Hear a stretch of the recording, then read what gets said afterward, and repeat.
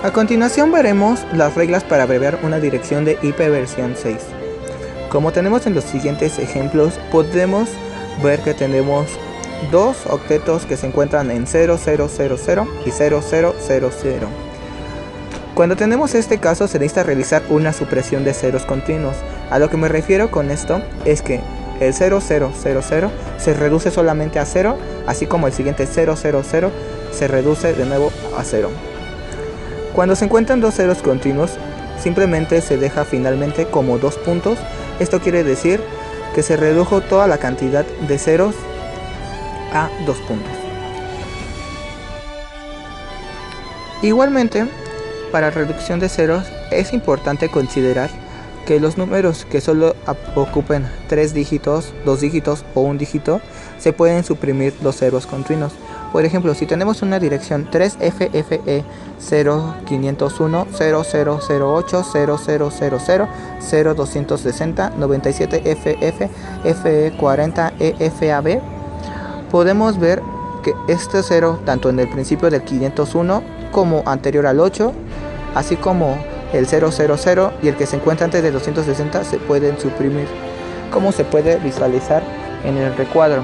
Finalmente nuestra dirección nos quedaría como 3FFE 501.8, dos puntos, ya que se suprimieron los ceros continuos, 260, dos puntos, 97FF, dos puntos, FE40, dos puntos, EFAB.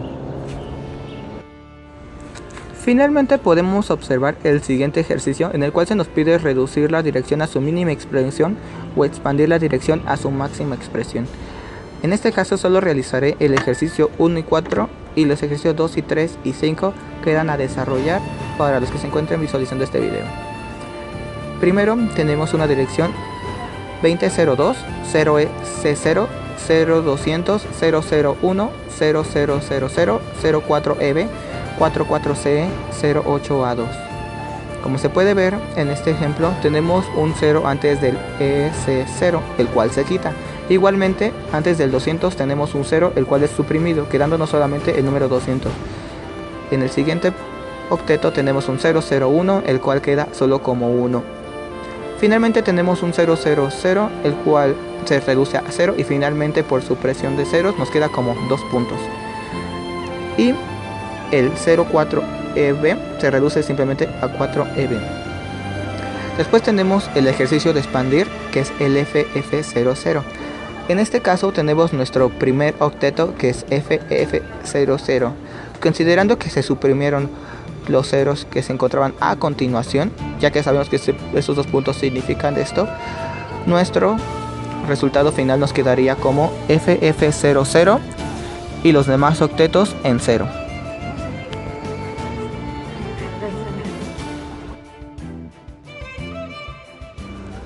Para identificar qué tipo de dirección de IP versión 6 tenemos, necesitamos fijarnos en el primer octeto que se encuentra más a la izquierda. Las direcciones se pueden clasificar como Loopback Address, Global Unicast Address, Link Local, Unique Local and Multicast Address.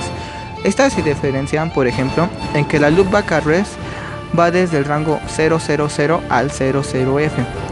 La Global Unicast Address va del 2000 al 3FFF. Por tercera tenemos la Link Local, que va desde FE80 hasta FEBF. Luego la Unique Local, que va desde FC00 hasta FCFF. Y por último la Multicast Address, que va desde FF00 a FFFF. A continuación tenemos un pequeño ejercicio donde practicaremos lo que acabamos de ver. En la primera opción tenemos que el primer octeto es 2001, con lo cual si nos fijamos en nuestra tabla que vimos previamente, podemos ver que se encuentra entre el rango 2000 y 3FF, que corresponda al Global Unicast Address. Por segundo, como ya vimos previamente en la reducción de ceros, nuestro primer octeto es 0000, por lo cual pertenece a una red Loopback Address.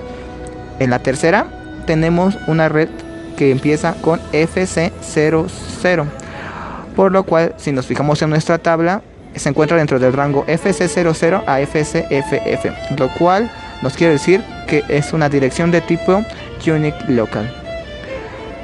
Como cuarta tenemos una dirección que va que empieza en el número 2033. Si nos fijamos, esta se encuentra en el rango entre 2000 a 3FFF, perteneciendo a una Global Unicast Address.